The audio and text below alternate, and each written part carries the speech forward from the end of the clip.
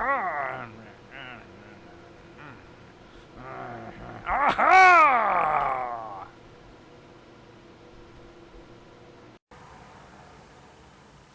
Hey guys, DM Scotty here. Good to have you with me. Today I want to talk about special encounter locations, and this is another vid geared towards people who are new to our hobby as far as like crafting stuff for your table, because it can be very overwhelming starting this and not kind of have a focus. So I did the first video on kind of how to focus down and craft what you need, and then you can build your collection, of course. But you know, don't get hung up on all the other little stuff like little barrels and stuff if you don't need it. You know, make the stuff you need first, and then then you can start building your collection of crafts. Okay, so this one is dealing more with special encounter locations. Okay, so with the 2.5D method, generally we're building tiles that are very easy to store because they're flat. You can just stick them on a shelf or in a bin.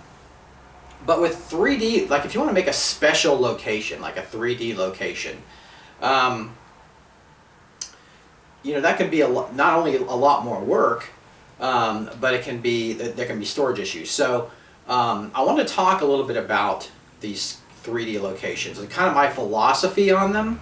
And I also want to say, remember that these are only suggestions. I'm not trying to tell you what to do. I'm not trying to say how you should do this. I'm just saying what works for me.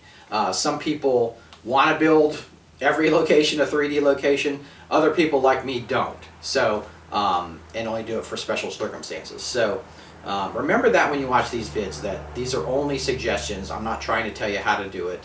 I'm just giving you suggestions that I find work for me. So let's go to the table, and I'll talk about special encounter locations, in particular 3D encounter locations.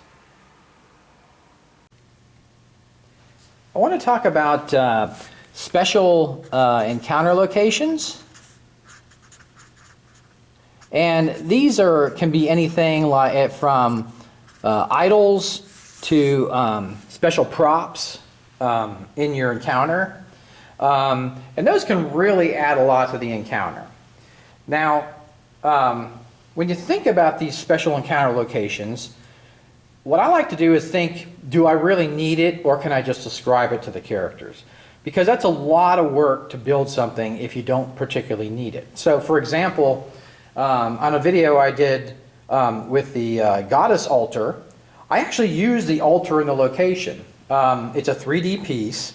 I had a griffin chained to the altar with jewelry chains, and the players had to break the griffin free and stop the ritual and all that kind of stuff. So that piece actually played into the ritual. Okay.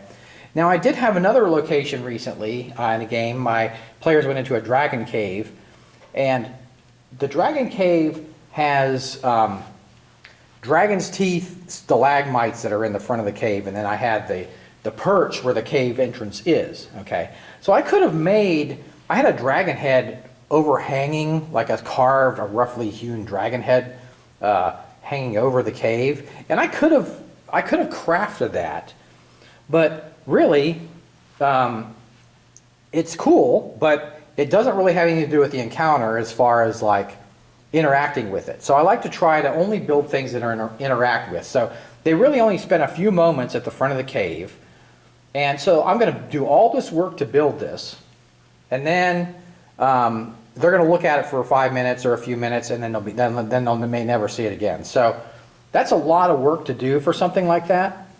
So really, when you do build these special locations or props for your games, think about, are the players going to interact with it? Okay. Now, sometimes it can be just cool just to build the stuff to build it. All right. Occasionally, you may want to throw something like that in just to kind of wow your players. But I'd say in general, the majority of the time, only build that kind of wow stuff if it's actually going to be somehow built into the encounter. Okay. Because everything else you can describe, you can use your description to describe. All right. Now, another consideration with all this cool stuff we build is, where are you going to store it? Okay, when you make a special encounter location, that has 3D elements, you've got to store that somewhere. Okay, so think about that. If you have very limited storage, you may want to rarely build stuff like that, or build it so cheaply that you can just get rid of it. Okay, or take it to your local game store or whatever. Okay, so think about that too. Think about where you're going to store this stuff if you make it. So what I recommend is you just don't go crazy making this stuff. Make it only when you really need it. Now, the 2.5D tiles are great because they're so easy to store. You can get a shelf and store dozens of tiles, or get plastic boxes and store dozens of tiles in these boxes. You know, unlike 3D dungeons that take up so much space. So you can store those, you know, it's very easy to store those. Or they're so cheap you can get rid of them. You know, generally I keep my tiles because I do reuse some of my tiles. But I do craft a lot of original tiles that I may not use again. Now, so just think about that. Think about the storage aspect and think about, do you really need this?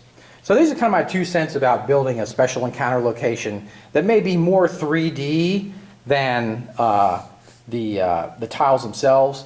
And, you know, think about when you build little things for the encounter, like furniture or that kind of thing, that you can easily store those in like tackle boxes or something like that.